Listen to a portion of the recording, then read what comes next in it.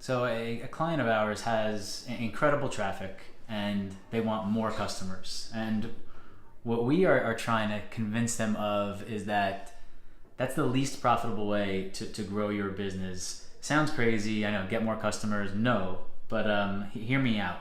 Let's think about this from a mathematical standpoint. If you have 1,000 customers and you make $50 per sale, then you've made $50,000. So if we want to get more money, sounds like a plan, we could simply double the amount of customers from 1,000 to 2,000, and now we have 2,000 customers, each paying us $50. There's 100,000, right? Works out fine. Pretty easy to figure out, makes sense allegedly, but here's the problem. This is the least profitable way to grow your business, believe it or not, and the reason why is because of customer acquisition. It costs money to make that first sale, and there are a few exceptions where businesses are 100% referral based, but for the most part, you're paying to get that initial customer. You have to run ads on Google or Facebook. You have to do direct mail campaigns. You have to, bribe or incentivize them to give you their email address.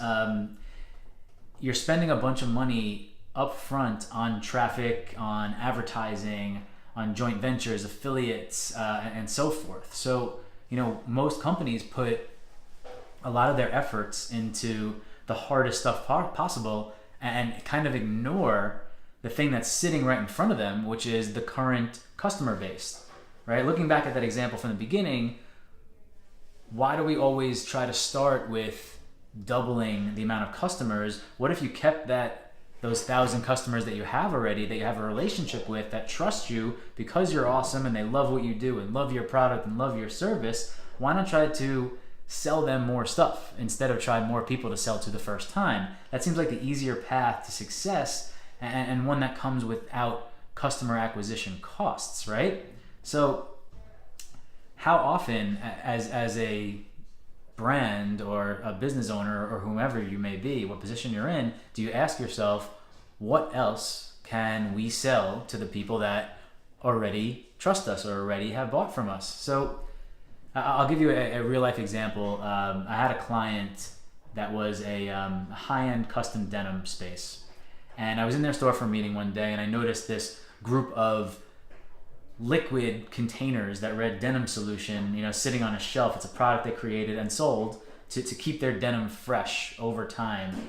Real denim heads take this stuff really, really seriously.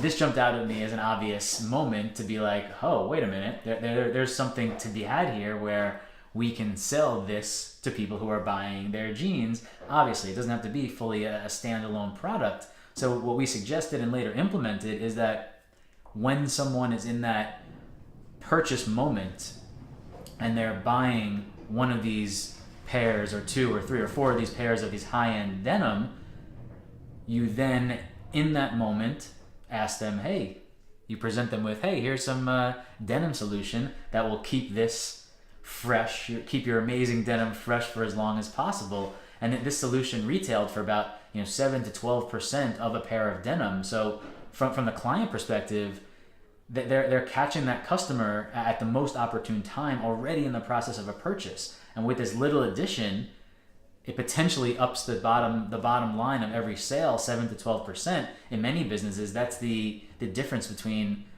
profitable and lights out. So when you're asking yourself, what else can I sell to my existing customer base, the first thing you should do is just kind of look around. Like, more than likely there's something currently around you, maybe a tangible good like the denim solution, or another service that you can offer and that can be bundled together with whatever they're buying in the first place. If you're already maximizing all of your in-house assets, then maybe look for a partnership or a joint venture. There might be somebody down the block that you can sell their product to your customer base. Point being, you don't always need to increase the number of people you are selling to.